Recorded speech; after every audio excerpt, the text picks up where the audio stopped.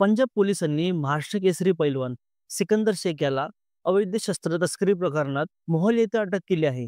आंतरराज्यीय शस्त्र तस्करी करणाऱ्या एका मोठ्या रॅकेटचा तो भाग असल्याची माहिती पोलिसांनी दिली आहे.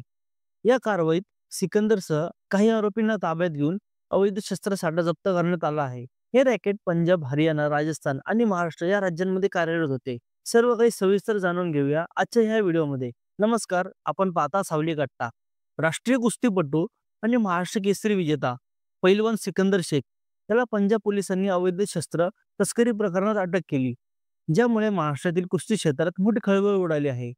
मोहाली येथे करण्यात आलेल्या कारवाईत सिकंदरसह आणखी काही जणांना ताब्यात घेतले आहे. या प्रकरणाचे धागेदोरे राजस्थानमधील कुख्यात पपला गुजर टोळीशी जोडले गेले असल्याने हे उघड झाले आहे. पंजाब पोलिसांच्या क्राईम इन्व्हेस्टिगेशन एजन्सी सीआयए पथकाने आंतरराज्यीय शस्त्र पुरवठा करणाऱ्या टोळींचा पर्दाफाश करताना ही कारवाई केली आहे. सिकंदर शेख हा मूळचा सोलापूर जिल्ह्यातील असून त्याने कोल्हापुरात कुस्तीचे प्रशिक्षण घेतले होते.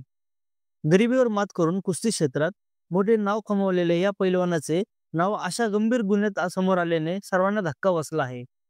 पंजाब पोलीस या आंतरराज्यीय शस्त्र तस्करी रॅकेटचा सखोल तपास करत असून ही टोळी उत्तर प्रदेशहून शस्त्रे आणून पंजाब आणि इतर राज्यांमध्ये पुरवठा करत असल्याचे उघड झाले आहे. टोळीमध्ये शस्त्र पुरवठा, खून आणि खंडणीसारख्या गंभीर गुन्ह्यांचे समावेश असल्याची धक्कादायक माहिती समोर आली आहे. सिकंदरने या टोळीशी नेमके काय संबंध होते आणि तो किती काळापासून अवैध कार्यात सहभागी होता, याचा शोध पोलीस घेत आहेत. या प्रकरणाच्या तपासातून आणखी काही नावे आणि माहिती समोर येण्याची शक्यता आहे. त्या दरम्यान सिकंदरच्या कुटुंबियांनी या आरोपांचे खंडन करत खोट्या गुन्ह्यात आपल्या मुलाला अडकवले जात असल्याचा दावा केला आहे. पोलिसांचा तपास सुरू आहे. या हाय प्रोफाईल प्रकरणामुळे केवळ महाराष्ट्रात नव्हे तर देशातील क्रीडा वर्तुळात आणि कुस्ती क्षेत्रात मोठी चर्चा आणि खळबळ उडाली आहे.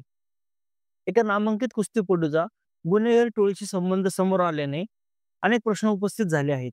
या घटनेमुळे अवैध शस्त्रास्त्रांच्या व्यापारावर कठोर देखरेख ठेवण्यासाठी आणि कुख्यात टोळ्यांवर बारकाईने लक्ष ठेवण्याची गरज अधोरेखित झाली आहे. संघटित गुन्हेगारीचे स्वरूप बदलत असून कायदेशीर ओळखपत्रांमागे अवैध कारवाया लपलेल्या असू शकतात, हे अजून समोर दिसून आले आहे. पोलिसांकडून या प्रकरणाचा तपास कसून सुरू असून लवकरच यातील सर्व सत्य समोर येईल अशी अपेक्षा आहे. कुस्तीपटू म्हणून मिळवलेली प्रतिष्ठा आणि गुन्हेगारांशी संबंध यामुळे सिकंदर शेखचे करिअर धोक्यात आले आहे. तुमच्या प्रतिक्रिया कमेंटमधून नक्की कळवा. व्हिडिओ आवडल्यास लाईक करा व चॅनलला सबस्क्राईब करा. धन्यवाद.